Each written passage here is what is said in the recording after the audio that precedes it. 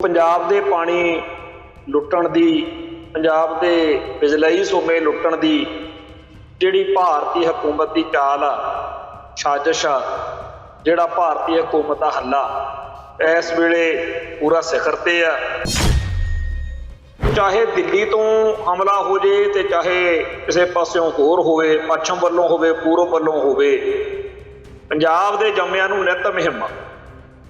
ਉਹ ਇਹ ਸਾਡਾ कुछ इहो जिहा हिसाब किताब आ कि असीं नीवी पा के दिन नहीं कढ़ सकते ते लटेरिਆਂ ਨੂੰ लगदा भी ਇਹ सौखा ही लुट लांगे। ਜਿਹੜਾ ਦੇਗ ਦੇ ਲਾਇਕ ਆ ਉਹਨੂੰ ਤਾਂ ਦੇਗ ਮਿਲੂਗੀ, ਪਰ ਜਿਹੜਾ ਤੇਗ ਦੇ ਲਾਇਕ ਆ ਉਹਨੂੰ ਫਿਰ ਤੇਗ ਮਿਲਦੀ ਹੈ। ਇਹ ਗੱਲ ਅਮਿਤ ਸ਼ਾਹ ਨੂੰ ਦੱਸੀ ਗਈ ਕਿ ਇਹ ਜਿਹੜਾ ਤੁਸੀਂ ਪੰਗਾ ਲੈਣ ਲੱਗੇ ਹੋ ਇਹਦੇ ਨਾਲ ਰੋਸ ਵਧੂਗਾ ਤੇ ਉਸ ਤਰ੍ਹਾਂ ਦਾ ਕੋਈ ਹਿਸਾਬ ਕਿਤਾਬ ਵੀ ਬਣ ਸਕਦਾ। ਪਰ ਉਹ ਕਹਿੰਦਾ ਅਮਿਤ ਸ਼ਾਹ ਜਿਹੜਾ ਹੈ ਉਹਨੇ ਕੋਈ ਗੱਲ ਨਹੀਂ ਸੁਣੀ।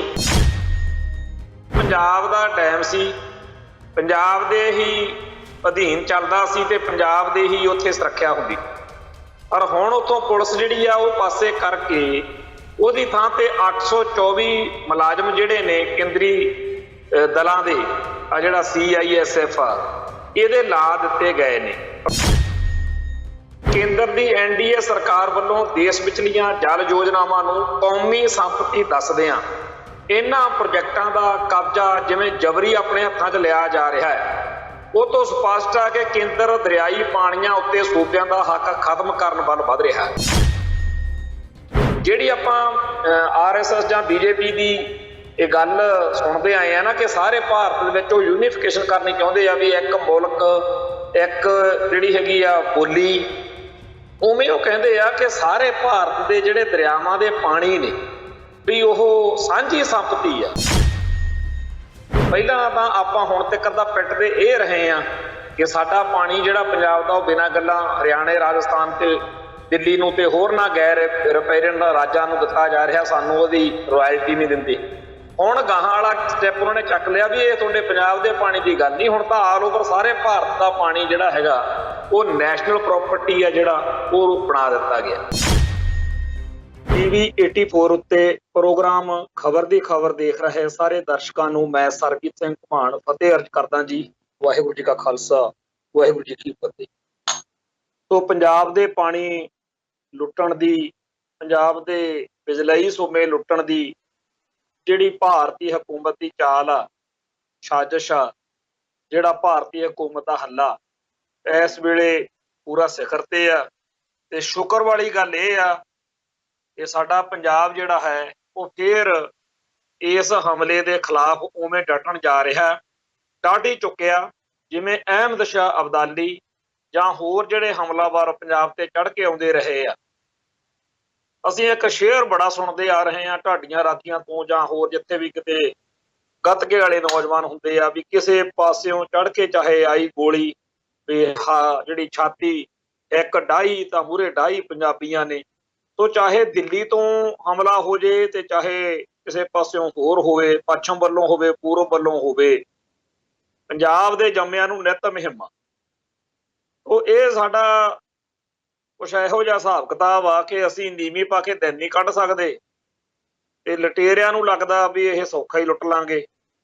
ਅਸਲ ਵਿੱਚ ਜਿਹੜਾ ਸਾਡਾ ਧਰਮ ਆ ਜਾਂ ਸਾਡਾ ਸੱਭਿਆਚਾਰ ਆ ਉਹਦੇ ਵਿੱਚ ਕਈ ਰੰਗ ਰੂਪ ਨੇ।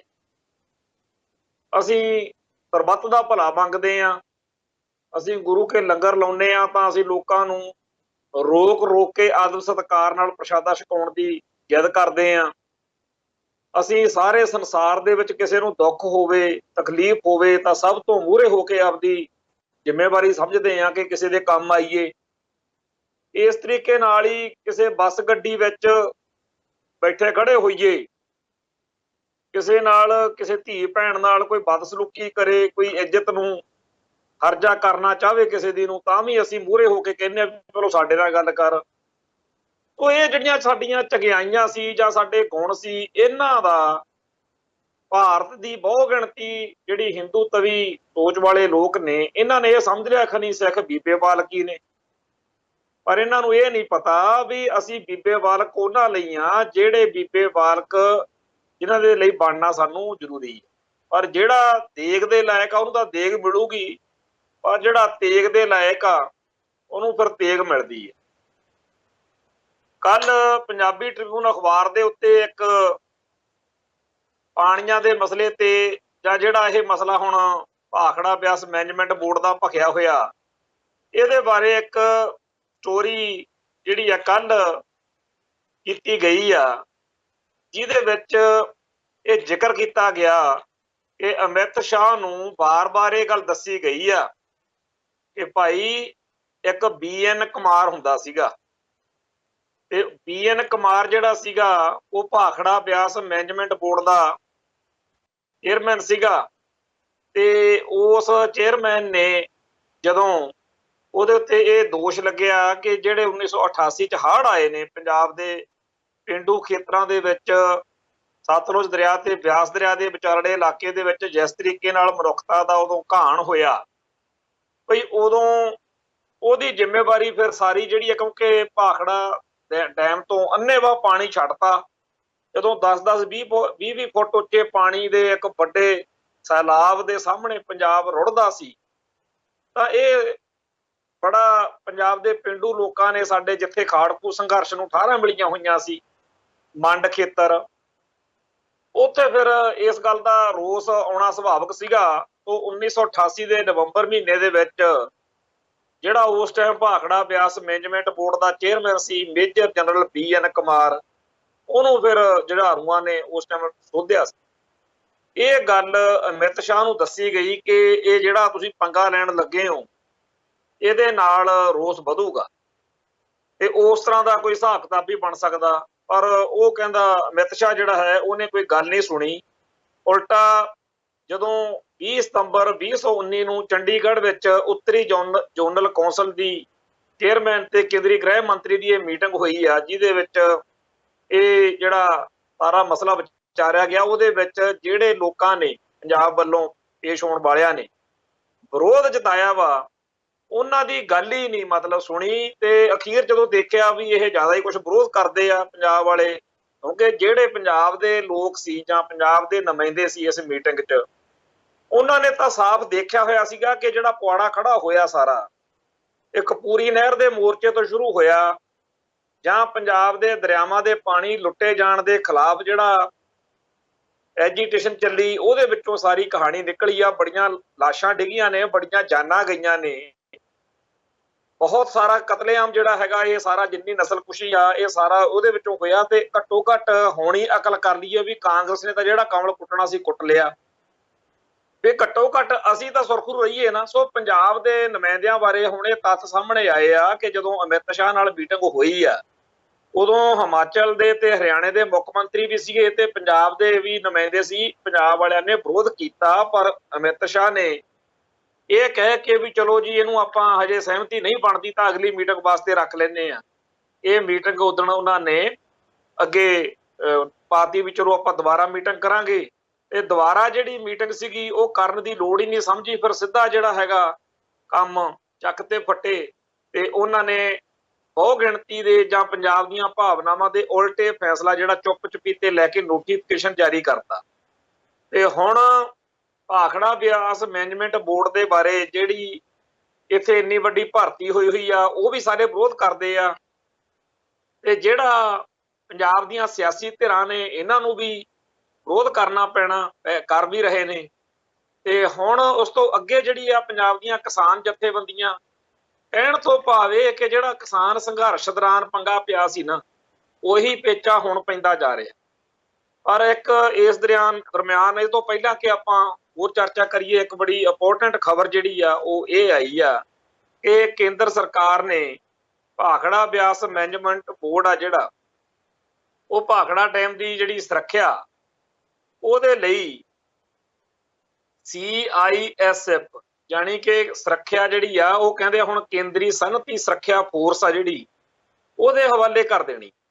ਮਤਲਬ ਕਿ ਪਹਿਲਾਂ ਪੰਜਾਬ ਦਾ ਡੈਮ ਸੀ, ਪੰਜਾਬ ਦੇ ਹੀ ਅਧੀਨ ਚੱਲਦਾ ਸੀ ਤੇ ਪੰਜਾਬ ਦੇ ਹੀ ਉੱਥੇ ਸੁਰੱਖਿਆ ਹੁੰਦੀ, ਪਰ ਹੁਣ ਉੱਥੋਂ ਪੁਲਿਸ ਜਿਹੜੀ ਆ ਉਹ ਪਾਸੇ ਕਰਕੇ ਉਹਦੀ ਥਾਂ ਤੇ 824 ਮੁਲਾਜ਼ਮ ਜਿਹੜੇ ਨੇ ਕੇਂਦਰੀ ਦਲਾਂ ਦੇ ਆ ਜਿਹੜਾ CISF ਆ ਇਹਦੇ ਲਾ ਦਿੱਤੇ ਗਏ ਨੇ, ਪ੍ਰਵਾਨਗੀ ਦੇ ਦਿੱਤੀ ਗਈ ਹੈ।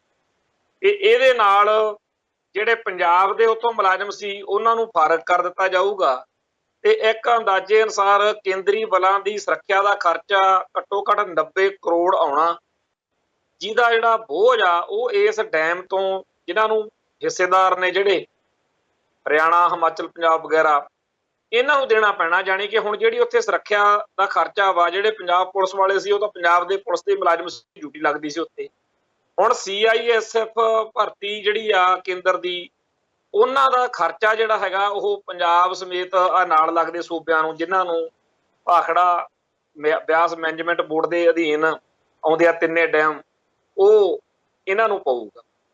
ਸੋ ਇਸ ਤਰੀਕੇ ਨਾਲ ਪੰਜਾਬ ਨੂੰ ਹਰ ਪੱਖ ਤੋਂ ਹੋਰ ਘੇਰਨ ਲਈ ਕਿ ਆਰਥਿਕ ਪੱਖੋਂ ਵੀ ਕਵਾੜਾ ਕਰੋ ਇਹਨਾਂ ਦਾ। ਵੈਸੇ ਤਾਂ ਪੰਜਾਬ ਪਹਿਲਾਂ ਹੀ ਬੜੀ ਭਾਰੀ ਮਾਰ ਹੇਠ ਆਇਆ ਹੋਇਆ, ਪਰ ਆ 90 ਕਰੋੜ ਦਾ ਹੋਰ ਜਿਹੜਾ ਹੈਗਾ ਖਰਜਾਨਾ, ਜਿਹਦੀ ਨਾ ਪੰਜਾਬ ਨੇ ਸਹਿਮਤੀ ਪ੍ਰਗਟਾਈ, ਪੰਜਾਬ ਤਾਂ ਉਲਟਾ ਇਹਦੇ। ਅੱਜ ਦੇ ਅਜੀਤ ਅਖਬਾਰ ਦੇ ਵਿੱਚ ਇੱਕ ਜਿਹੜੀ ਖਬਰ ਵਾ ਉਹ ਆਪਾਂ ਸਾਂਝੀ ਕਰਦੇ ਹਾਂ, ਫਿਰ ਉਹ ਤੇ ਟਿੱਪਣੀ ਕਰਾਂਗੇ ਵੀ ਕਿਉਂ ਬਣਾਇਆ ਜਾ ਰਿਹਾ ਭਾਖੜਾ ਬਿਆਸ ਮੈਨੇਜਮੈਂਟ ਬੋਰਡ 'ਚ ਪੰਜਾਬ ਦੇ ਜਿਹੜੇ ਮੈਂਬਰ ਨੇ ਉਹਨਾਂ ਬਾਰੇ ਜੋ ਫੈਸਲਾ ਲਿਆ ਗਿਆ ਵੀ ਕਿਉਂ ਲਿਆ ਗਿਆ। ਉਹਦੇ 'ਚ ਲਿਖਿਆ ਕਿ ਕੇਂਦਰ ਦੀ NDA ਸਰਕਾਰ ਵੱਲੋਂ ਦੇਸ਼ ਵਿਚਲੀਆਂ ਜਲ ਯੋਜਨਾਵਾਂ ਨੂੰ ਕੌਮੀ ਸੰਪਤੀ ਦੱਸਦਿਆਂ ਇਹਨਾਂ ਪ੍ਰੋਜੈਕਟਾਂ ਦਾ ਕਬਜ਼ਾ ਜਿਵੇਂ ਜਬਰੀ ਆਪਣੇ ਹੱਥਾਂ 'ਚ ਲਿਆ ਜਾ ਰਿਹਾ ਹੈ, ਉਹ ਤੋਂ ਸਪਸ਼ਟ ਹੈ ਕਿ ਕੇਂਦਰ ਦਰਿਆਈ ਪਾਣੀਆਂ ਉੱਤੇ ਸੂਬਿਆਂ ਦਾ ਹੱਕ ਖਤਮ ਕਰਨ ਵੱਲ ਵਧ ਰਿਹਾ ਹੈ। ਜਿਹੜੀ ਆਪਾਂ RSS ਜਾਂ BJP ਦੀ ਇਹ ਗੱਲ ਸੁਣਦੇ ਆਏ ਆ ਨਾ ਕਿ ਸਾਰੇ ਭਾਰਤ ਦੇ ਵਿੱਚ ਉਹ ਯੂਨੀਫਿਕੇਸ਼ਨ ਕਰਨੀ ਚਾਹੁੰਦੇ ਆ ਵੀ ਇੱਕ ਮੁਲਕ, ਇੱਕ ਜਿਹੜੀ ਹੈਗੀ ਆ ਬੋਲੀ, ਉਵੇਂ ਉਹ ਕਹਿੰਦੇ ਆ ਕਿ ਸਾਰੇ ਭਾਰਤ ਦੇ ਜਿਹੜੇ ਦਰਿਆਵਾਂ ਦੇ ਪਾਣੀ ਨੇ ਵੀ ਉਹ ਸਾਂਝੀ ਸੰਪਤੀ ਆ। ਪਹਿਲਾਂ ਤਾਂ ਆਪਾਂ ਹੁਣ ਤੱਕ ਦਾ ਪਿੱਟਦੇ ਇਹ ਰਹੇ ਆ ਕਿ ਸਾਡਾ ਪਾਣੀ ਜਿਹੜਾ ਪੰਜਾਬ ਦਾ ਉਹ ਬਿਨਾਂ ਗੱਲਾਂ ਹਰਿਆਣੇ, ਰਾਜਸਥਾਨ ਤੇ ਦਿੱਲੀ ਨੂੰ ਤੇ ਹੋਰ ਨਾ ਗੈਰ ਰਿਪੇਰੀਅਨ ਰਾਜਾਂ ਨੂੰ ਦਿੱਤਾ ਜਾ ਰਿਹਾ, ਸਾਨੂੰ ਉਹਦੀ ਰਾਇਲਟੀ ਨਹੀਂ ਦਿੰਦੇ। ਹੁਣ ਗਾਹਾਂ ਵਾਲਾ ਸਟੈਪ ਉਹਨਾਂ ਨੇ ਚੱਕ ਲਿਆ ਵੀ ਇਹ ਤੁਹਾਡੇ ਪੰਜਾਬ ਦੇ ਪਾਣੀ ਦੀ ਗੱਲ ਨਹੀਂ, ਹੁਣ ਤਾਂ ਆਲ ਓਵਰ ਸਾਰੇ ਭਾਰਤ ਦਾ ਪਾਣੀ ਜਿਹੜਾ ਹੈਗਾ ਉਹ ਨੈਸ਼ਨਲ ਪ੍ਰੋਪਰਟੀ ਆ, ਜਿਹੜਾ ਉਹ ਬਣਾ ਦਿੱਤਾ ਗਿਆ। ਤੋਂ ਕੋਈ 2 ਸਾਲ ਪਹਿਲਾਂ ਕੇਂਦਰ ਵੱਲੋਂ ਇੱਕ ਹੁਕਮ ਜਾਰੀ ਕਰਕੇ ਸੂਬਿਆਂ ਦੇ ਅਧਿਕਾਰ ਹੇਠਲੇ ਡੈਮਾਂ ਦੀ ਸੁਰੱਖਿਆ ਕੇਂਦਰ ਦੇ ਹੱਥਾਂ ਵਿੱਚ ਲੈਣ ਦਾ ਫੈਸਲਾ ਲਿਆ ਗਿਆ ਸੀ, ਜਿਸ ਨੂੰ ਤਾਮਿਲਨਾਡੂ ਦੀ ਮੁੱਖ ਪਾਰਟੀ DMK ਵੱਲੋਂ ਅਦਾਲਤ ਵਿੱਚ ਚੁਣੌਤੀ ਦਿੱਤੀ ਗਈ ਹੋਈ। ਭਾਖੜਾ ਬਿਆਸ ਬੋਰਡ, ਜਿਸ ਦਾ ਗਠਨ ਪੰਜਾਬੀ ਸੂਬਾ ਬਣਨ ਮੌਕੇ ਪੰਜਾਬ ਪੁਨਰਗਠਨ ਐਕਟ 1966 ਦੇ ਸੈਕਸ਼ਨ 79 ਹੇਠ ਹੋਇਆ ਹੈ, ਕਿਉਂਕਿ ਉਸ ਤੋਂ ਪਹਿਲਾਂ ਇਹ ਸਾਰੇ ਪ੍ਰੋਜੈਕਟ ਸੂਬਾ ਸਰਕਾਰ ਦੇ ਕੰਟਰੋਲ ਹੇਠ ਸਨ ਤੇ Bhakra Beas management board 1 October 1967 ਤੇ ਇਸ ਨੂੰ ਭਾਖੜਾ ਡੈਮ ਤੇ ਇਸ ਨਾਲ ਸੰਬੰਧਿਤ ਡੈਮਾਂ ਉੱਤੇ ਬਿਜਲੀ ਪ੍ਰੋਜੈਕਟਾਂ ਨੂੰ ਚਲਾਉਣ, ਰੱਖ ਰਖਾਅ ਤੇ ਪ੍ਰਸ਼ਾਸਨ ਦਾ ਕੰਮ ਦਿੱਤਾ ਗਿਆ, ਤਾਂ ਜੋ ਇਹਨਾਂ ਪ੍ਰੋਜੈਕਟਾਂ ਦੇ ਪਾਣੀ ਤੇ ਬਿਜਲੀ ਦੀ ਪੰਜਾਬ, ਹਰਿਆਣਾ, ਹਿਮਾਚਲ, ਚੰਡੀਗੜ੍ਹ ਨੂੰ ਸਪਲਾਈ ਹੋ ਸਕੇ। ਜਦੋਂ ਕਿ ਬਾਅਦ ਵਿੱਚ ਦਿੱਲੀ ਨੇ ਵੀ ਪਾਣੀ 'ਚੋਂ ਹਿੱਸਾ ਲੈ ਲਿਆ। ਭਾਖੜਾ ਬਿਆਸ ਮੈਨੇਜਮੈਂਟ ਬੋਰਡ ਦੇ ਕੋਈ 12,000 ਮੁਲਾਜ਼ਮ ਮੁੱਖ ਤੌਰ ਤੇ ਭਾਈਵਾਲ ਰਾਜਾਂ ਤੋਂ ਡੈਪੂਟੇਸ਼ਨ ਤੇ ਲੈਣ ਦਾ ਫੈਸਲਾ ਹੋਇਆ। ਇਹ ਚੇਅਰਮੈਨ ਤੋਂ ਇਲਾਵਾ ਬੋਰਡ ਦੇ 2 ਪੱਕੇ ਮੈਂਬਰ, ਜਿਨ੍ਹਾਂ ਨੂੰ ਮੈਂਬਰ ਪਾਵਰ ਤੇ ਮੈਂਬਰ ਬਿਜਲੀ ਵਜੋਂ ਨਿਯੁਕਤ ਕੀਤਾ ਜਾਂਦਾ ਰਿਹਾ, ਉਹ ਵਾਰੀ ਸਿਰ ਪੰਜਾਬ ਤੇ ਹਰਿਆਣੇ ਦੇ ਚੀਫ ਇੰਜੀਨੀਅਰਸ ਡੈਪੂਟੇਸ਼ਨ ਤੇ ਲੈ ਜਾਂਦੇ ਰਹੇ। ਪਰ ਸੰਬੰਧਿਤ ਰਾਜਾਂ ਦੇ ਵਿਰੋਧ ਦੇ ਬਾਵਜੂਦ 1974 ਚ ਇੱਕ ਤਰਮੀਮ ਰਾਹੀਂ ਚੇਅਰਮੈਨ ਦੀ ਚੋਣ ਕੌਮੀ ਪੱਧਰ ਤੇ ਕਰਨ ਦਾ ਫੈਸਲਾ ਲੈ ਲਿਆ ਗਿਆ। ਪਰ ਭਾਰਤ ਸਰਕਾਰ ਵੱਲੋਂ 23 ਫਰਵਰੀ 2022 ਨੂੰ ਇੱਕ ਨੋਟੀਫਿਕੇਸ਼ਨ ਜਾਰੀ ਕਰਕੇ ਹੁਣ ਬੋਰਡ ਦੇ 2 ਪੱਕੇ ਮੈਂਬਰ ਵੀ ਪੰਜਾਬ ਤੇ ਹਰਿਆਣੇ ਤੋਂ ਲੈਣ ਦੀ ਤਾਂ ਉਹ ਵੀ ਕੌਮੀ ਪੱਧਰ ਤੇ ਲੈਣ ਦਾ ਫੈਸਲਾ ਕਰ ਲਿਆ ਗਿਆ ਤੇ ਉਹਨਾਂ ਦੀ ਚੋਣ ਲਈ ਜੋ ਸ਼ਰਤਾਂ ਰੱਖੀਆਂ ਗਈਆਂ ਨੇ, ਉਸ ਲਈ ਦੋਵਾਂ ਸੂਬਿਆਂ ਦਾ ਕੋਈ ਵੀ ਇੰਜੀਨੀਅਰ ਚੁਣੇ ਨਹੀਂ ਜਾ ਸਕੂਗਾ। ਕਹਿਣ ਤੋਂ ਭਾਵੇਂ ਕਿ ਪਹਿਲਾਂ ਤਾਂ ਪੰਜਾਬ 1947 ਤੋਂ ਲੈ ਕੇ 1966 ਤੱਕ ਤਾਂ ਵੈਸੇ ਹੀ ਪੰਜਾਬ ਦੇ ਪਾਣੀ ਜਿਹੜੇ ਸੀ ਉਹ ਲੁੱਟ ਰਹੇ ਸੀ। ਫਿਰ ਉਸ ਤੋਂ ਅੱਗੇ 1966 ਦੇ ਵਿੱਚ ਜਿਹੜਾ ਇਹ ਫੈਸਲਾ ਹੋਇਆ ਕਿ ਜਿਹੜਾ ਬਿਜਲੀ ਦਾ ਤੇ ਜਿਹੜਾ ਹੈਗਾ ਸਪਲਾਈ ਦਾ, ਪਾਣੀ ਦਾ ਤੇ ਬਿਜਲੀ ਦਾ, ਇਹ ਜਿਹੜੇ 2 ਅੱਡ-ਅੱਡ ਮਹਿਕਮੇ ਆ ਭਾਖੜਾ ਬਿਆਸ ਮੈਨੇਜਮੈਂਟ ਬੋਰਡ 'ਚ, ਇਹ ਹਰਿਆਣੇ ਅਤੇ ਪੰਜਾਬ ਦੇ ਜਿਹੜੇ ਮੁੱਖ ਚੀਫ ਇੰਜੀਨੀਅਰ ਨੇ ਉਹਨਾਂ ਦੇ ਅਧੀਨ ਰਹਿਣਗੇ। ਪਰ ਜਿਹੜਾ ਚੇਅਰਮੈਨ ਸੀਗਾ ਉਹਦੇ ਬਾਰੇ ਇਹਨਾਂ ਨੇ ਉਦੋਂ ਹੀ ਕਹਿਤਾ 1974 ਚ, ਹਾਲਾਂਕਿ ਪੰਜਾਬ ਨੇ ਤੇ ਹਰਿਆਣੇ ਨੇ ਉਦੋਂ ਵੀ ਵਿਰੋਧ ਕੀਤਾ, ਪਰ 1974 ਚ ਇੱਕ ਤਰਮੀਮ ਕਰਕੇ ਚੇਅਰਮੈਨ ਜਿਹੜਾ ਹੈਗਾ ਉਹ ਸਾਰੇ ਭਾਰਤ ਵਿੱਚ ਜਿੱਥੋਂ ਮਰਜ਼ੀ ਚੁਣ ਲਓ। ਉਹ ਜਿਹੜਾ ਰੌਲਾ ਸੀ ਹੁਣ ਤੱਕ ਚੱਲ ਰਿਹਾ ਸੀਗਾ। ਹੁਣ ਇਹਨਾਂ ਨੇ 23 ਫਰਵਰੀ 2022 ਨੂੰ ਕੰਮ ਹੀ ਨਿਬੇੜਤਾ। ਹੁਣ ਸਾਰੇ ਭਾਰਤ ਵਿੱਚੋਂ ਜਿਹੜਾ ਮਰਜ਼ੀ ਇਹਦਾ ਮੈਂਬਰ ਬਣਾਇਆ ਜਾ ਸਕਦਾ, ਡੈਪੂਟੇਸ਼ਨ ਤੇ ਲਿਆ ਜਾ ਸਕਦਾ। ਜਾਣੀ ਕਿ ਭਾਖੜਾ ਬਿਆਸ ਮੈਨੇਜਮੈਂਟ ਬੋਰਡ ਜਿਹੜਾ ਹੈ ਉਹ ਸਾਰੇ ਦਾ ਸਾਰਾ ਜਿਹੜਾ ਹੈ ਹੁਣ ਉਹ ਭਾਰਤ ਦੇ ਪੇਟੇ ਪੈ ਗਿਆ, ਕੇਂਦਰ ਦੇ ਪੇਟੇ ਪੈ ਗਿਆ, ਤੇ ਫੈਡਰਲ ਜਿਹੜਾ ਹੈ ਉਹਦਾ ਇੱਥੇ ਇਸ ਤਰੀਕੇ ਨਾਲ ਨੁਕਸਾਨ ਹੋ ਗਿਆ। ਹੁਣ ਉੱਥੇ CISF ਵੀ ਲਾ ਰਹੇ ਨੇ, ਜਿਹਦਾ ਖਰਚਾ ਪੰਜਾਬ ਨੂੰ ਪਾ ਰਹੇ ਨੇ। ਉਹ ਜਿਹੜਾ ਪੰਜਾਬ ਨੂੰ ਜਦੋਂ ਚੱਟੀ ਭਰਨ ਵਾਲਾ ਕੰਮ ਹੋ ਗਿਆ, ਨਾ ਤਾਂ ਪੰਜਾਬ ਨੇ ਇਹ ਗੱਲ ਮੰਨੀ ਆ, ਨਾ ਮੰਗੀ ਆ, ਉਲਟਾ ਪੰਜਾਬ ਨੂੰ ਜਿਵੇਂ ਸਜ਼ਾ ਦੇਣੀ ਹੁੰਦੀ ਆ ਉਵੇਂ 90 ਕਰੋੜ ਰੁਪਇਆ ਹੋਰ ਉਹਦੇ ਸਿਰ ਪਾ ਰਹੇ। ਤੋ ਇਸ ਲੁੱਟ ਦੇ ਖਿਲਾਫ, ਇਸ ਹਮਲੇ ਦੇ ਖਿਲਾਫ ਪੰਜਾਬ ਭਰ ਦੇ ਵਿੱਚ ਥਾਂ ਥਾਂ ਦੇ ਉੱਤੇ ਛੋਟੇ ਵੱਡੇ ਪੱਧਰ ਦੇ ਉੱਤੇ ਸਰਗਰਮੀਆਂ ਸ਼ੁਰੂ ਹੋ ਚੁੱਕੀਆਂ। ਤੋ ਇਹ ਪੰਜਾਬ ਜਿਹੜਾ ਇੰਨੇ ਲੰਮੇ ਅਰਸੇ ਤੋਂ ਆਪਦੇ ਦਰਿਆਈ ਪਾਣੀਆਂ ਦੀ ਲੁੱਟ ਦਾ ਸ਼ਿਕਾਰ ਹੋਇਆ ਤੇ ਰਾਇਲਟੀ ਮੰਗ ਰਿਹਾ, ਉਹਨੂੰ ਇੱਕ ਨਵੀਂ ਸਮੱਸਿਆ ਪੈਦਾ ਹੋ ਗਈ। ਹੁਣ ਇਹ ਜਿਹੜੀ ਸਮੱਸਿਆ, ਇਹਦੇ ਖਿਲਾਫ ਲੜਦੇ ਆ। ਸਾਡਾ ਸਾਧਨ, ਸਾਡਾ ਸਰਮਾਇਆ ਜਿਹੜਾ ਹੈ, ਪਹਿਲਾਂ ਆਪਾਂ ਖਾੜਕੂ ਲਹਿਰ ਦੌਰਾਨ ਬਹੁਤ ਵੱਡੇ ਪੱਧਰ ਦੇ ਉੱਤੇ ਸਾਡਾ ਜਿਹੜਾ ਹੈਗਾ ਨੁਕਸਾਨ ਹੋਇਆ। ਉਹ ਨੁਕਸਾਨ ਕੀ ਆ ਕਿ ਜਿਹੜਾ ਟਾਈਮ, ਜਿਹੜੀ એનર્ਜੀ, ਜਿਹੜਾ ਸਾਰਾ ਕੁਝ ਉਸ ਦੌਰ ਦੇ ਵਿੱਚ ਹਰਿਆਣੇ, ਹਿਮਾਚਲ ਨੇ ਆਪਦੇ ਲੋਕਾਂ ਦੀ ਭਲਾਈ ਲਈ ਵਰਤਿਆ, ਜਾਂ ਹੋਰਨਾਂ ਭਾਰਤੀ ਸੂਬਿਆਂ ਨੇ ਆਪੋ ਆਪਦੇ ਲੋਕਾਂ ਲਈ ਵਰਤਿਆ, ਉਹ ਸਾਡਾ ਕਿਸੇ ਪਾਸੇ ਹੋਰ ਲੱਗ ਗਿਆ ਤੇ ਵੱਡੇ ਪੱਧਰ ਦੇ ਉੱਤੇ ਮਨੁੱਖੀ ਜਾਨਾਂ ਵੀ ਗਈਆਂ। ਹੁਣ ਉਹ ਸੰਘਰਸ਼ ਜਿਹੜਾ ਹੈਗਾ ਉਹ ਖਾਲਿਸਤਾਨ ਦੇ ਸੰਘਰਸ਼ ਦੇ ਰੂਪ ਵਿੱਚ ਬਦਲ ਚੁੱਕਿਆ। ਪਰ ਜਿਹੜਾ ਹੁਣ ਦਾ ਦੌਰ ਆ, ਇਹਦੇ ਵਿੱਚ ਕਿਸਾਨ ਸੰਘਰਸ਼ ਚੱਲਿਆ।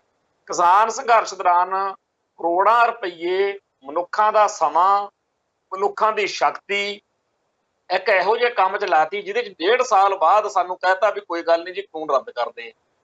ਕਾਨੂੰਨ ਬਣਾਉਣ ਮੌਕੇ ਹੀ ਪਤਾ ਸੀ ਕਿ ਇਹ ਕਾਨੂੰਨ ਰੱਦ ਕਰਨੇ ਪੈਣ, ਪਰ ਪੰਜਾਬ ਦੇ ਲੋਕਾਂ ਦਾ ਜਿਹੜਾ ਕਬਾੜਾ ਕਰਨਾ ਸੀ, ਜਿਹੜਾ ਉਹਨਾਂ ਦਾ ਸਾਧਨ ਤੇ ਸਮਰੱਥਾ ਨੂੰ ਅਜਾਈ ਗਵਾਉਣਾ ਸੀ, ਉਹਦੇ ਤਹਿਤ 1.5 ਸਾਲ ਲਵਾਤੇ। ਹੁਣ ਆਹ ਨਵਾਂ ਸਿਆਪਾ ਪਾ ਦਿੱਤਾ। ਏਦਾਂ ਹੀ ਹਰ ਚੜ੍ਹਦੀ ਸਵੇਰ ਉਹ ਸਾਡੀ એનર્ਜੀ ਨੂੰ, ਸਾਡੇ ਸਾਧਨ ਤੇ ਸਰਮਾਏ ਨੂੰ ਕਿਸੇ ਵੀ ਢੰਗ ਤਰੀਕੇ ਨਾਲ ਅਜਾਈ ਗਵਾਉਣ ਦੀ ਇੱਕ ਜਿਹੜੀ ਜੁਗਤ ਵਾ, ਉਹਦੇ ਤਹਿਤ ਚੱਲ ਰਹੇ ਨੇ ਕਿ ਪੰਜਾਬ ਜਿਹੜਾ ਹੈ ਉਹ ਇੰਨਾ ਕੁ ਕਮਜ਼ੋਰ ਕਰ ਦਿੱਤਾ ਜਾਵੇ, ਪੰਜਾਬ ਦੀ ਜਿਹੜੀ ਸ਼ਕਤੀ ਹੈ ਸਾਰੀ ਉਹ ਇਸ ਤਰੀਕੇ ਨਾਲ ਗਲਤ ਥਾਵਾਂ ਦੇ ਉੱਤੇ ਖਰਚਾ ਦਿੱਤੀ ਜਾਵੇ ਕਿ ਪੰਜਾਬ ਜਿਹੜਾ ਹੈਗਾ ਹਰ ਪੱਖ ਤੋਂ ਰੁਲ ਜਾਵੇ। ਪੰਜਾਬ ਨੂੰ ਇਸ ਤਰੀਕੇ ਨਾਲ ਸਜ਼ਾ ਦਿੱਤੀ ਜਾ ਰਹੀ ਆ। ਇਹਦੇ ਤਾਂ ਇਹ ਸੀ 1947 ਤੋਂ ਪਹਿਲਾਂ ਕਿ ਸਿੱਖਾਂ ਨੇ ਬੜੀਆਂ ਕੁਰਬਾਨੀਆਂ ਕੀਤੀਆਂ ਨੇ ਜੀ। ਸਿੱਖਾਂ ਨੇ ਭਾਰਤ ਨੂੰ ਆਜ਼ਾਦ ਕਰਾਉਣ ਦੇ ਲਈ ਬੜੀ ਮਿਹਨਤ ਕੀਤੀ ਆ। ਸੋ ਉੱਤਰੀ ਭਾਰਤ 'ਚ ਇੱਕ ਖਿੱਤਾ ਹੀ ਘੜ ਦੇਣਾ ਆਪਾਂ, ਜਿੱਥੇ ਸਿੱਖ ਵੀ ਆਜ਼ਾਦੀ ਦਾ ਨਿੱਘ ਮਾਣ ਸਕਣ। ਕਹਿੰਦੇ ਤਾਂ ਇਹ ਰਹੇ, ਪਰ 1947 ਤੋਂ ਹੁਣ ਤੱਕ ਪੰਜਾਬ ਨੂੰ ਸਿਰਫ ਇਸ ਕਰਕੇ ਖੂੰਜੇ ਲਾਇਆ ਗਿਆ ਕਿ ਇੱਥੇ ਪੰਥ ਵਸਦਾ, ਕਿਉਂਕਿ ਇਹ ਗੱਲ ਬੜੀ ਚੁਭਦੀ ਆ ਕਿ ਪੰਜਾਬ ਜਿਉਂਦਾ ਗੁਰਾਂ ਦੇ ਨਾਂ ਤੇ, ਜਾਂ ਜਦੋਂ ਆਪਾਂ ਕਹਿੰਦੇ ਆ ਕਿ ਸ਼ਾਹ ਮੁਹੰਮਦਾ ਗੱਲ ਤਾਂ ਸੋਈ ਹੋਣੀ ਜਿਹੜੀ ਕਰੇਗਾ ਖਾਲਸਾ ਪੰਥ ਦੀ। ਪੰਜਾਬ ਦਾ ਤਾਂ ਨਾਂ ਹੀ ਦਰਿਆਈ ਪਾਣੀਆਂ ਦੇ 5 ਦਰਿਆਵਾਂ ਦੀ ਧਰਤੀ ਦੇ ਨਾਂ ਤੇ ਪਿਆ। ਤੋਂ ਪਹਿਲਾਂ 1947 ਮੌਕੇ ਸਾਡੇ ਕੁਝ ਦਰਿਆ ਖੋਏ ਗਏ, ਤੇ 1947 ਤੋਂ ਬਾਅਦ ਵਿੱਚ ਜਿਹੜਾ ਬਚਿਆ ਖੁਚਾ ਪਾਣੀ ਸੀ ਪੰਜਾਬ ਨੂੰ ਬੰਜਰ ਬਣਾਉਣ ਦੇ ਇਰਾਦੇ ਨਾਲ ਉਹ ਖੋਇਆ ਗਿਆ। ਹੁਣ ਆਹ ਨਵਾਂ ਹਮਲਾ ਜਿਹੜਾ ਹੈਗਾ ਉਹ ਹੋ ਗਿਆ ਕਿ ਜਿਹੜਾ ਅਧਿਕਾਰ ਤੁਹਾਡਾ ਮਾੜਾ ਮੋਟਾ ਤੁਹਾਨੂੰ ਪੰਜਾਬ ਰੀਆਰਗਨਾਈਜੇਸ਼ਨ ਐਕਟ 1966 ਰਾਹੀਂ ਮਿਲਿਆ ਸੀ, ਉਹ ਵੀ ਅਸੀਂ ਖੋਹ ਲੈਂਦੇ। ਤੋਂ ਚੰਗੀ ਗੱਲ ਇਹ ਆ ਕਿ ਹਮਲਾਵਰਾਂ ਨੇ ਤਾਂ ਜੋ ਸਾਡੇ ਨਾਲ ਕੀਤੀ ਸੋ ਕੀਤੀ, ਤੇ ਇਹਨਾਂ ਨੂੰ ਲੱਗਦਾ ਵੀ ਸ਼ਾਇਦ ਇਹੀ ਹੋਊਗਾ ਕਿ ਅਸੀਂ ਹੁਣ ਕਿਸਾਨ ਸੰਘਰਸ਼ ਜਿਹੜਾ ਹੈ ਉਹਦੇ ਵਿੱਚ ਇਹ ਬੜੇ ਥਕਾਲੇ ਆ, ਇਹਨਾਂ ਨੂੰ ਇੰਨਾ ਕੁ ਹੰਭਾ ਲਿਆ ਹੋਇਆ ਵੀ ਇਹ ਸ਼ਾਇਦ ਦੁਬਾਰਾ ਕੋਈ ਪੰਗਾ ਨਹੀਂ ਲੈਣ। ਤੇ ਪਰ ਸਾਡੇ ਸਾਹਮਣੇ ਆ ਕਿ ਪੰਜਾਬ ਨੇ ਕਮਾਲ ਕਰ ਦਿੱਤੀ। ਤੇ ਜਿਹੜੇ ਲੋਕਾਂ ਨੂੰ ਇਹ ਵਹਿਮ ਆ, ਕਈ ਲੋਕ ਸਾਡੇ ਬੜੇ ਭਰਮ ਚ ਆ ਜਾਂਦੇ ਨੇ ਕਿ ਜੀ ਮੋਦੀ ਸਾਹਿਬ ਬੜੇ ਵਧੀਆ ਨੇ, ਕਾਂਗਰਸ ਬੜੀ ਮਾੜੀ ਸੀ। ਬਾਦਲਦਾਰ ਵਾਲੇ ਵੀ ਕਹਿੰਦੇ ਹੁੰਦੇ ਸੀਗੇ ਜੀ ਮਤਰੇਈ ਮਾਂ ਵਾਲਾ ਸਲੂਕ ਕਰਦੇ ਆ ਕਾਂਗਰਸ ਵਾਲੇ। ਆਹ ਫਿਰ ਤੁਹਾਡੀ ਸਕੀ ਮਾਂ ਸੀ ਨਾ।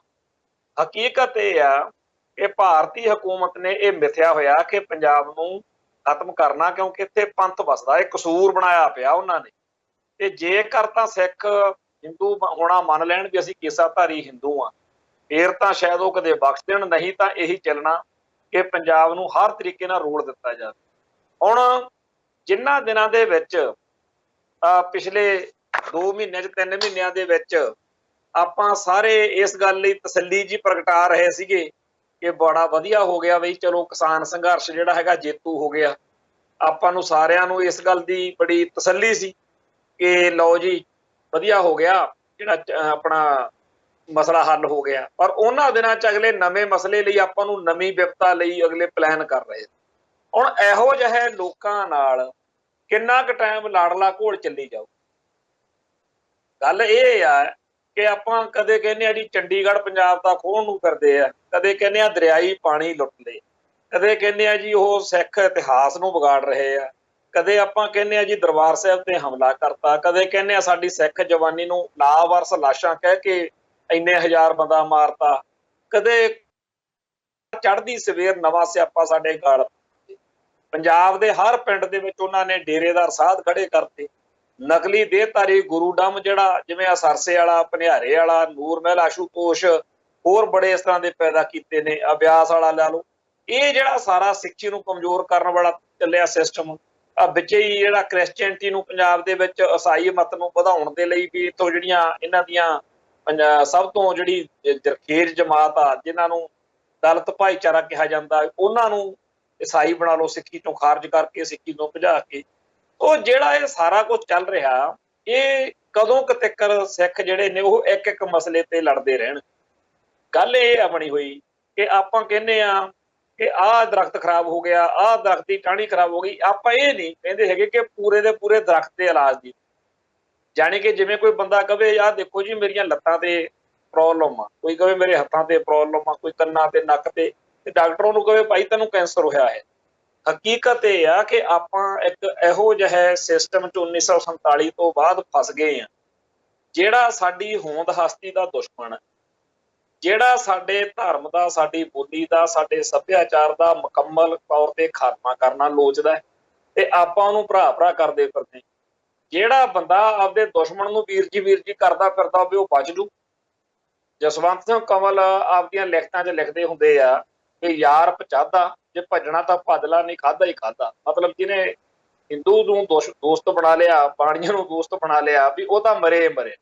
ਤੋ ਇਸ ਮੌਕੇ ਆਪਣੀ ਕੌਮ ਇੱਕ ਬਹੁਤ ਵੱਡੇ ਜਾਲ 'ਚ ਫਸ ਚੁੱਕੀ। ਉਹ ਜਾਲ ਕੀ ਆ ਕਿ ਆਪਾਂ ਭਾਰਤੀ ਲੋਕਤੰਤਰ ਦੇ ਨਾਂ ਹੇਠ ਕਿ ਨਹੀਂ ਜੀ ਵੋਟਾਂ ਰਾਹੀਂ ਮਸਲੇ ਹੱਲ ਹੋ ਜਾਣ। ਇਹ ਲੋਕਤੰਤਰ ਜਿਹੜਾ ਹੈ ਇਹ ਉਹਨਾਂ ਰਾਜਾਂ 'ਚ ਬਹੁਤ ਵਧੀਆ ਹੋਊਗਾ ਜਿੱਥੇ ਘੱਟ ਗਿਣਤੀ ਕੌਮਾਂ ਨੂੰ ਉਹਨਾਂ ਦੇ ਬਣਦੇ ਹੱਕ ਦਿੱਤੇ ਜਾਂਦੇ ਹੋ। ਭਾਰਤ ਵਿੱਚ ਲੋਕਤੰਤਰ ਜਿਹੜਾ ਹੈਗਾ ਉਹ ਘੱਟ ਗਿਣਤੀ ਕੌਮਾਂ ਦੇ ਹੱਕ ਖੋਹਣ ਦਾ ਜ਼ਰੀਆ ਬਣਿਆ।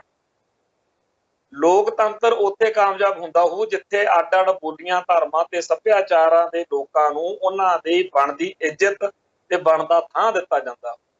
ਭਾਰਤ ਵਿੱਚ ਇਹਦੋਂ ਉਲਟ ਵਾ। ਭਾਰਤ ਵਿੱਚ ਸਾਰਿਆਂ ਲੋਕਾਂ ਤੋਂ ਉਹਨਾਂ ਦੇ ਧਰਮ ਛੁਡਵਾਏ ਜਾ ਰਹੇ ਨੇ ਕਿ ਹਿੰਦੂ ਬਣੋ, ਸਾਰਿਆਂ ਲੋਕਾਂ ਤੋਂ ਉਹਨਾਂ ਦੀਆਂ ਬੋਲੀਆਂ ਖੋਹੀਆਂ ਜਾ ਰਹੀਆਂ ਨੇ ਕਿ ਹਿੰਦੀ ਬੋਲੋ, ਤੇ ਸਾਰੇ ਧਰਮਾਂ ਦੇ ਲੋਕਾਂ ਤੋਂ ਉਹਨਾਂ ਦੇ ਸੱਭਿਆਚਾਰ ਖੋਹੇ ਜਾ ਰਹੇ ਨੇ ਕਿ ਹਿੰਦੂ ਸੱਭਿਆਚਾਰ ਨੂੰ। ਸੋ ਭਾਰਤ ਜਿਹੜਾ ਹੈ ਉਹ ਤੇ ਇੱਕ ਡਿਕਟੇਟਰਸ਼ਿਪ ਵਾਲੇ ਤਰੀਕੇ ਨਾਲ, ਔਰ ਜਿਹੜਾ ਸਿੱਧਾ ਹਮਲਾ ਹੋ ਰਿਹਾ ਹੋਵੇ ਨਾ, ਜਿਵੇਂ ਮੁਗਲਾਂ ਵੇਲੇ ਸਿੱਧਾ ਹਮਲਾ ਸੀ, ਉਹ ਕਹਿੰਦੇ ਸੀ ਆਪਾਂ ਸਾਰੇ ਸੁਣਦੇ ਰਹੇ ਹਾਂ ਕਿ ਔਰੰਗਜ਼ੇਬ ਜਿਹੜਾ ਸੀ ਏਦਾਂ ਜ਼ੁਲਮ ਕਰਦਾ ਸੀ, ਆਹ ਹੁੰਦਾ। ਉਹ ਲੜਾਈ ਲੜਨੀ ਸੌਖੀ, ਆਹ ਲੜਾਈ ਜਿਹੜੀ ਆ ਲੜਨੀ ਬੜੀ ਔਖੀ ਆ ਜਦੋਂ 50% ਸਾਡੀ એનર્ਜੀ ਤਾਂ ਇਸੇ ਕੰਮ ਤੇ ਲੱਗੀ ਰਹਿੰਦੀ ਆ ਵੀ ਆਪਦੇ ਬੰਦਿਆਂ ਨੂੰ ਸਮਝਾਈਏ ਕਿਵੇਂ, ਮਨਾਈਏ ਕਿਵੇਂ ਕਿ ਭਾਈ ਆਪਣੇ ਨਾਲ ਧੱਕਾ ਹੋ ਰਿਹਾ। ਉਹ ਤਾਂ ਉਲਟਾ ਕੇਜਰੀਵਾਲ ਜਿੰਦਾਬਾਦ, ਮੋਦੀ ਸਾਹਿਬ ਜਿੰਦਾਬਾਦ, ਬਾਦਲ ਸਾਹਿਬ ਜਿੰਦਾਬਾਦ, ਫਲਾਨਾ ਸਾਹਿਬ ਜਿੰਦਾਬਾਦ।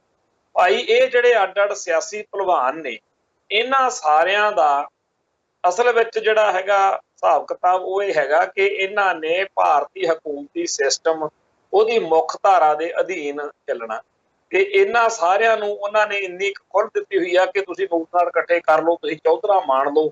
ਉਹ ਇਹ ਜਿਹੜੇ ਸਾਰੇ ਦੇ ਸਾਰੇ ਜਿਸ ਸਿਸਟਮ ਦੇ ਵਿੱਚ ਚੱਲਦੇ ਨੇ ਉਹ ਸਿਸਟਮ ਤਾਂ ਸਾਡਾ ਵੈਰੀ ਆ, ਤੇ ਆਪਾਂ ਜਦੋਂ ਇਸ ਸਿਸਟਮ ਨੂੰ ਮਜ਼ਬੂਤ ਕਰਨ ਵਾਲੇ ਕੰਮ ਕਰਦੇ ਆ, ਜਦੋਂ ਆ ਵੋਟਾਂ ਪੈਂਦੀਆਂ ਨੇ ਜਾਂ ਜੋ ਵੀ ਕੁਝ ਚੱਲਦਾ, ਇਹ ਸਾਰਾ ਉਸ ਸਿਸਟਮ ਨੂੰ ਮਜ਼ਬੂਤ ਕਰਨ ਵਾਲੀ ਗੱਲ।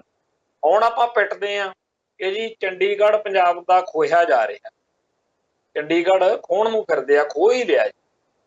ਤੇ ਆਪਾਂ ਇਹ ਨਹੀਂ ਕਦੇ ਸੋਚਿਆ ਕਿ ਇਹ ਜਿਹੜੇ ਸਿਸਟਮ ਨੇ ਸਾਡਾ ਚੰਡੀਗੜ੍ਹ ਖੋਹਿਆ ਉਹ ਤਾਂ ਅਸੀਂ ਮਜ਼ਬੂਤ ਕੀਤਾ। ਆਪਾਂ ਬੜਾ ਪਿੱਟਦੇ ਆ ਕਿ ਜੀ ਜਿਹੜਾ ਭਾਖੜਾ ਬਿਆਸ ਮੈਨੇਜਮੈਂਟ ਬੋਰਡ ਵਾਲਾ ਮਸਲਾ, ਪਰ ਉਸ ਕੇਂਦਰ ਨੂੰ, ਇਹ ਸਿਸਟਮ ਨੂੰ ਆਪਾਂ ਹੀ ਤਾਂ ਮਾਨਤਾ ਦਿੰਦੇ ਆ, ਆਪਾਂ ਹੀ ਤਾਂ ਮਜ਼ਬੂਤ ਕਰਦੇ ਆ। ਇਹ ਹਰ ਸੰਭਵ ਤਰੀਕੇ ਨਾਲ ਉਸ ਸਿਸਟਮ ਨੂੰ ਮਜ਼ਬੂਤ ਕਰਨ ਤੋਂ ਬਾਅਦ, ਸਿਸਟਮ ਦੇ ਹੱਕ ਵਿੱਚ ਭੁਗਤਣ ਤੋਂ ਬਾਅਦ ਅੱਜ ਆਪਾਂ ਕਹਿੰਦੇ ਇਹ ਆ ਕਿ ਜੀ ਸਾਨੂੰ ਇਹ ਸਿਸਟਮ ਖਾ ਗਿਆ।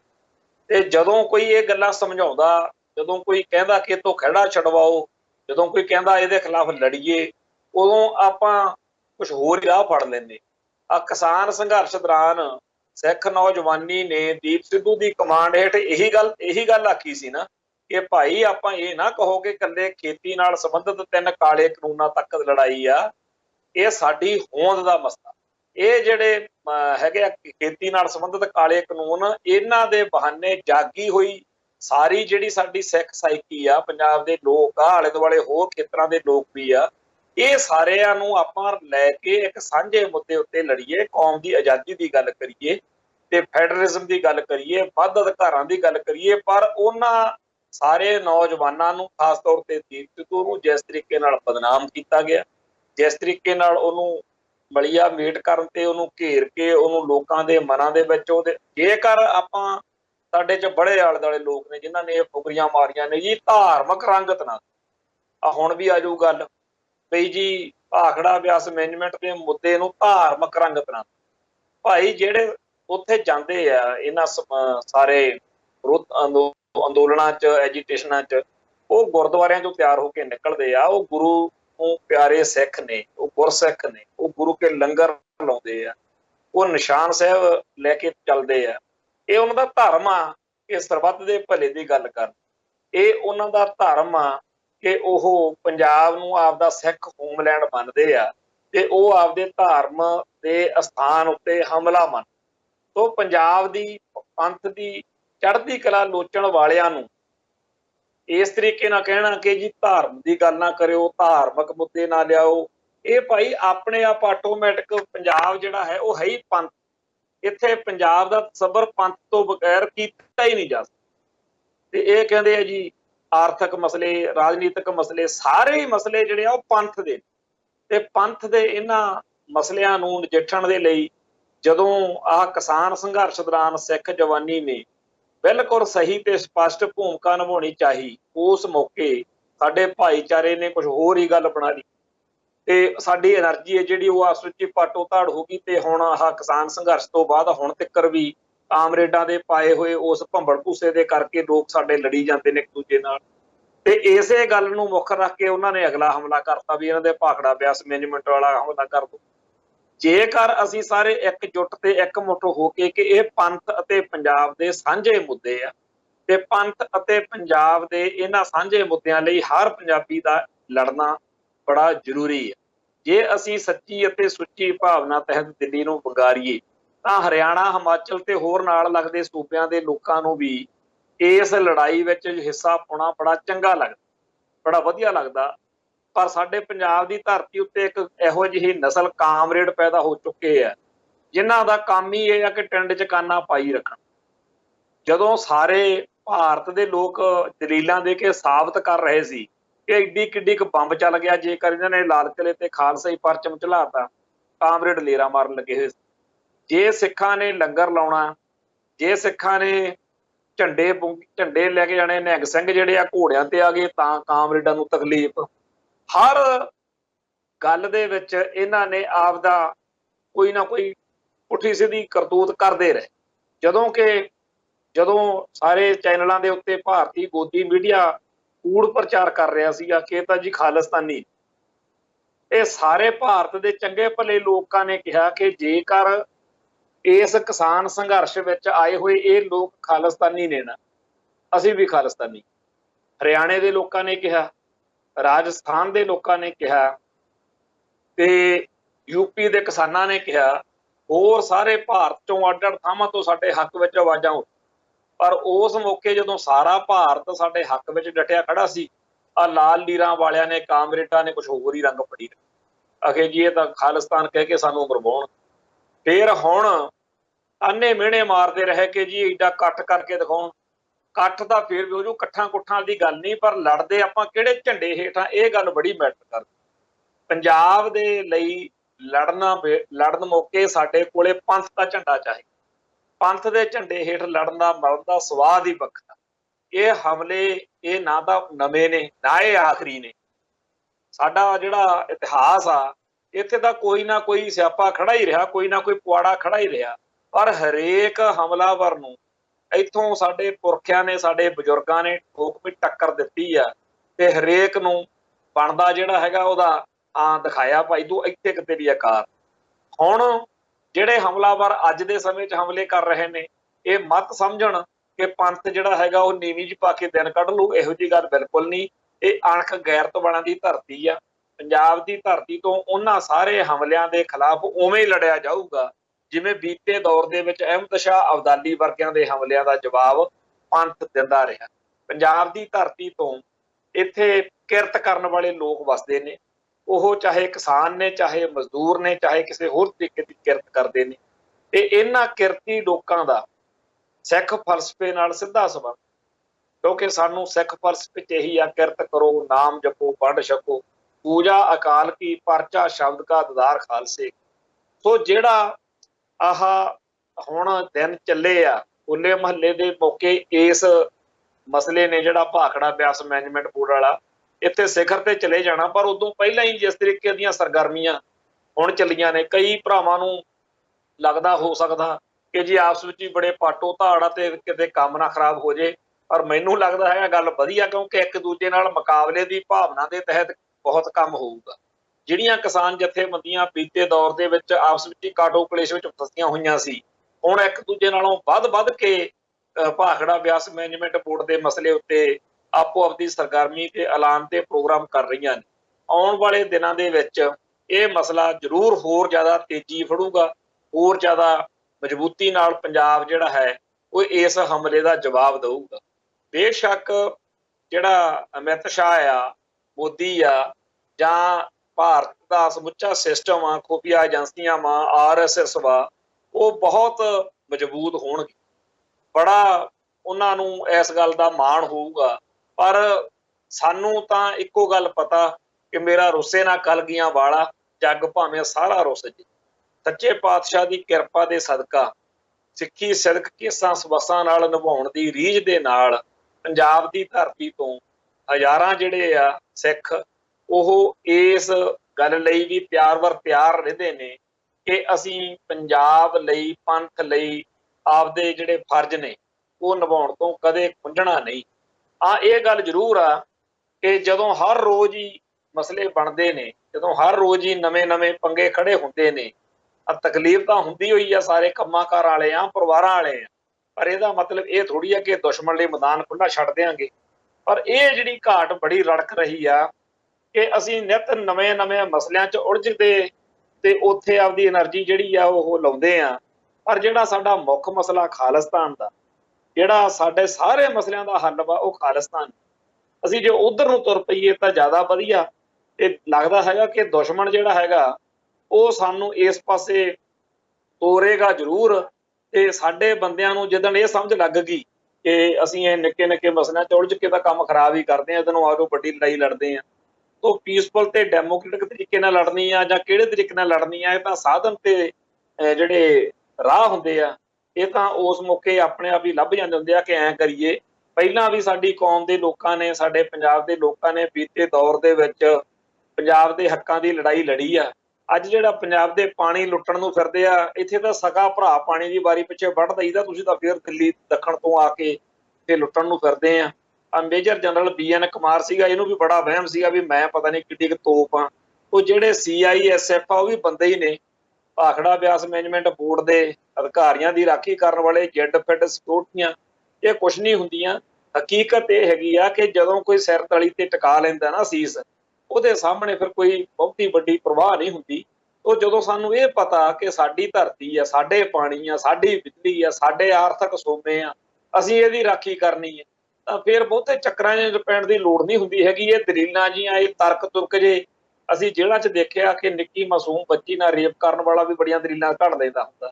ਉਹ ਦਲੀਲਾਂ ਅਮਿਤ ਸ਼ਾਹ ਜਾਣੇ, ਮੋਦੀ ਜਾਣੇ, ਜਾਂ ਮੋਦੀ ਦੇ ਚੇਲੇ ਵਾਲ ਕੇ ਜਾਣਨ, ਪੰਜਾਬ ਦੇ ਲੋਕਾਂ ਦਾ ਤਾਂ ਸਿੱਧਾ ਜਿਹਾ ਹਿਸਾਬ ਆ ਕਿ ਨਾ ਤਾਂ ਅਸੀਂ ਕਿਸੇ ਨੂੰ ਲੁੱਟਣ ਜਾਂਦੇ ਆ, ਪਰ ਜਿਹੜਾ ਸਾਡੇ ਤੇ ਚੜ੍ਹ ਕੇ ਆਵੇ ਤੇ ਸਾਨੂੰ ਕਵੇ ਕਿ ਅਸੀਂ ਤੁਹਾਨੂੰ ਲੁੱਟ ਕੇ ਲੈ ਜਾਾਂਗੇ, ਪੰਜਾਬ ਦੇ ਪਾਣੀ ਲੁੱਟ ਲਾਂਗੇ, ਪੰਜਾਬ ਦੀ ਬਿਜਲੀ ਲੁੱਟ ਲਾਂਗੇ, ਸੁੱਕਾ ਨਹੀਂ ਜਾਣ ਦਿੰਦੇ। ਤੋਂ ਆਉਣ ਵਾਲੇ ਦਿਨਾਂ ਦੇ ਵਿੱਚ ਪੰਜਾਬ ਦੀ ਧਰਤੀ ਉੱਤੇ ਇੱਕ ਹੋਰ ਜੱਦੋ-ਜਹਿਦ, ਇੱਕ ਹੋਰ ਜੰਗ, ਇੱਕ ਹੋਰ ਲੜਾਈ ਜਿਹੜੀ ਆ ਉਹ ਸ਼ੁਰੂ ਹੋਣ ਜਾ ਰਹੀ ਆ। ਤੋਂ ਜੰਗ ਹਿੰਦ ਪੰਜਾਬ ਦਾ ਮੁੜ ਹੋਸੀ, ਸਾਤੋਂ ਤੁਸੀਆਂ ਭਾਵੇਂ ਸਰਦਾਰੀਆਂ ਨੇ, ਇਹ ਜੰਗ ਨੇ ਉਦੋਂ ਤੱਕ ਖਤਮ ਹੋਣੀ ਜਦ ਤੱਕ ਜਿੱਤਦੀਆਂ ਨਹੀਂ ਜੋ ਹਾਰੀਆਂ ਨੇ। ਉਹ ਜਿਹੜਾ ਜੰਗ ਹਿੰਦ ਪੰਜਾਬ ਦਾ ਉਹ ਲਗਾਤਾਰ ਜਾਰੀ ਆ। ਇੱਕ ਨਾ ਇੱਕ ਦਿਨ ਸਾਡਾ ਕੌਮੀ ਘਰ ਜ਼ਰੂਰ ਬਣੂਗਾ। ਇਹ UNO ਦੇ ਵਿੱਚ ਜਿੱਥੇ ਹੋਰ ਝੰਡੇ ਝੂਲਦੇ ਆ, ਸਾਡਾ ਵੀ ਖਾਲਸਾਈ ਪਰਚਮ ਜਿਹੜਾ ਹੈ ਉੱਥੇ ਵਿਚਾਲੇ ਖਾਲਿਸਤਾਨ ਦਾ ਝੂਲੂਗਾ। ਸੱਚੇ ਪਾਤਸ਼ਾਹ ਕਿਰਪਾ ਕਰਨ, ਸਾਨੂੰ ਇੰਨੇ ਜੋਗਾ ਕਰੀ ਰੱਖਣ ਕਿ ਅਸੀਂ ਪੰਥ ਤੇ ਪੰਜਾਬ ਲਈ ਜਿਹੜੀ ਜੰਗ ਵਾ ਉਹਦੇ ਵਿੱਚ ਆਪਦਾ ਯੋਗਦਾਨ ਪਾਉਣ ਤੋਂ ਕਦੇ ਉਕੀਏ ਨਾ, ਕਦੇ ਪੁੱਜੇ ਨਾ। ਸੋ ਇੰਨੀਆਂ ਬੇਨਤੀਆਂ ਪ੍ਰਵਾਨ ਕਰਨੀਆਂ। ਬੋਲਦਿਆਂ ਕੋਲੋਂ ਕੋਈ ਸ਼ਬਦ ਉੱਚਾ ਨੀਵਾਂ ਬੋਲਿਆ ਗਿਆ ਹੋਵੇ ਸਾਨੂੰ ਪੁੱਛਣਯੋਗ ਹੈ। ਫਤਿਹ ਅਰਜ ਕਰਦੇ ਹਾਂ ਜੀ।